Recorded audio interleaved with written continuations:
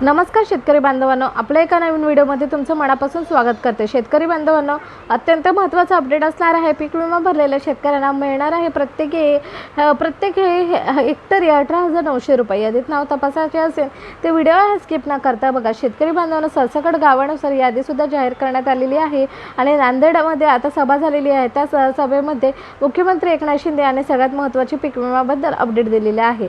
Video skip न करता बघा। चला तर मग आपण व्हिडिओला सुरुवात करूया। राज्यातील दुष्काळी स्थिती जाहीर केलेल्या 40 तालुक्यांव्यतिरिक्त उर्वरित 75% पेक्षा कमी पाऊस झालेला 1021 महसुली मंडळामध्ये दुष्काळ सदृश परिस्थिती जाहीर करण्यात आली आहे।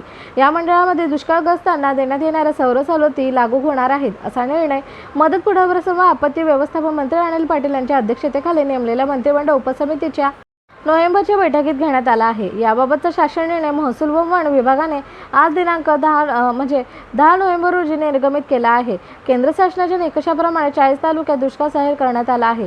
मात्र राज्यातील उर्वरित तालुक्यातील महसुली मंडळामध्ये जून ते सप्टेंबर 2023 या कालावधी पर्जन्यमानाची कमी लक्षात घेता सरासरी पर्जन्यमानाच्या 75% पेक्षा आणि 750 मिमीपेक्षा कमी पाऊस पडलेला आहे, असा निकष लक्षात घेऊन 1021 महसुली मंडळामध्ये दुष्काळ सदृश परिस्थिती निर्माण झाली आहे। सदृशग्रस्तांना देण्यात येणाऱ्या जामीन महसुलात घट, पीक कर्जाचे पुनर्गठन, शेतीशी निगडीत कर्जाच्या वसुलीत स्थगिती, कृषी पंपाच्या वीज बिलात 33.5% सूट, शालेय व महाविद्यालयीन विद्यार्थ्यांच्या शुल्कात माफी, रहाणे अंतर्गत कामाच्या निकषात काही प्रमाणात शिथिलता, आवश्यक तिथे पिण्याचे पाणी पुरवण्यासाठी ट्रॅक्टर्सचा वापर, टंचाई जाहीर केलेल्या गावात शेतकऱ्यांच्या शेतीच्या पंपाची वीज जोडणी खंडित न करणे या सवलती 1021 महसूल मंडळामध्ये लागू करण्यात येणार आहेत। दुष्काळ कालावधी संपूर्ण उपाययोजना तातडीने करण्यासाठी सर्व अधिकारी व समितीला देण्यात आले आहेत, असे शासन निर्णयात नमूद आहे।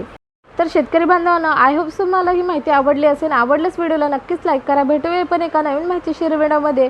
तोपर्यंत हा व्हिडिओ इथेच थांबवते आणि त्या अगोदर तुम्ही जर व्हिडिओच्या मध्ये काही अपडेट आले तर नक्कीच तुमच्याशी शेअर करण्याचा प्रयत्न करणार। धन्यवाद। Thank you for watching.